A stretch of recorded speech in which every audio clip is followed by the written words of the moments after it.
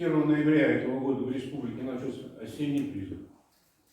Сегодня с сборного пункта войска направляется первая воинская команда с молодым пополнением.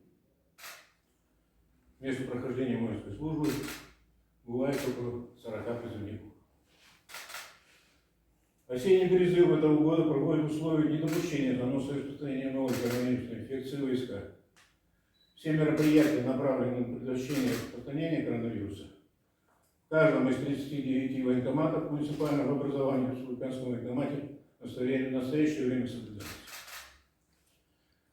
Мероприятие призыва никак не связано с проведением специальной военной операции. Как и раньше, он будет осуществляться в установленные законодательством Российской Федерации сроки и в плановом порядке. Ни один из призывников в зону специальной военной операции не попадет. Родину защищать надо уметь, для этого надо учиться. Это армия, это место учебы. Когда человек учится, становится полноценным мужчиной, понимает, отвечает за свои слова, за свои действия. Все он хорошо понимает. Потому что попадаем в коллективы, в мужской коллектив, разные люди, разные парни, с разных мест. Но мы всегда должны понимать, жить, служить в сердце Богу. Я Әлмәт районы Габдрахман ауылынан. Менә син бит инде диңгез флотына эләктең. Гомумән кайсы частька эләгергә теләгән идең, тормышка ачтымы хыялларың? Әйе, мин шул ук военный флотка эләгәс килгән, шунда ук эләктем, теләгем буенча. Инде бәләкәйрәк чактан да шунда ук эләгәс килгән инде Балтийский флотлар янына. Вот. Укуны бетергәч тә инде мин хезмәттәргә сразу военком нинә киттем. Шунда.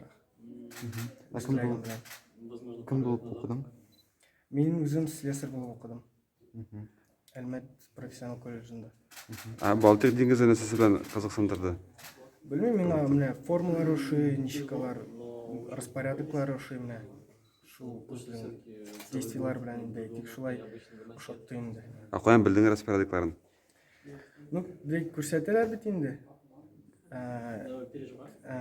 Кинолар күрсәтәләр, телевизордан сөйлиләр. Шуннан карап, шуннан белдем инде. Үстеләң белән барасың димә хезмәткә? Әйе. Үстеләгем белән китәм хезмәттәргә. Күңелдән нинди хисләр? Яхшы гына, ну, барасы килә үземнең. Тизрәк частька эләгеп, кайсы нидә булган икәнен беләсем. Шулай. Менә ничә яшь дигән инде син? Миңа 19. 19. Провод көнне 19 яшь тулды. Әтиләр ничек затты? Кениләр яхшылап саттылар инде.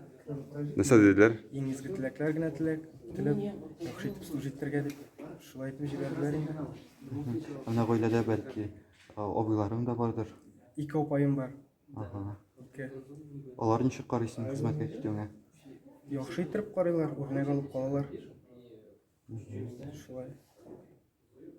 Менә берәр символ, талисман биреп калдырмадылармы? Юк, андай ниләргә юк. Без андай бергә бик кызыксынмыйбыз, чөнки мөселман динендә үзебез. Казан урында оркестрында уйнадык. Преподавателем минем Сагдеев Наиль Фаридович. Вот, аның белән 4 ел ул мине укыды. Бетердем мәдәният институтын, мәдәният институтын бетердем. Баянист буенча 11 ел укыдым мәктәптә. Баянга. Баянга. Һәм аннан соң институтка бардым инде.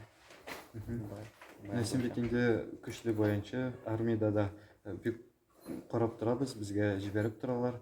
Анда татар малайлары җырлыйлар, үзебезнең татар телендә, татарча бийләр. Менә күңелсез булмастыр инде сезгә дә менә шул хакта. Әлбәттә, күңелсез булмый. Баян булса, әйбәт булыр иде. Мөмкин соңрак инде әти-әниләр идән баяна алып китерәләр.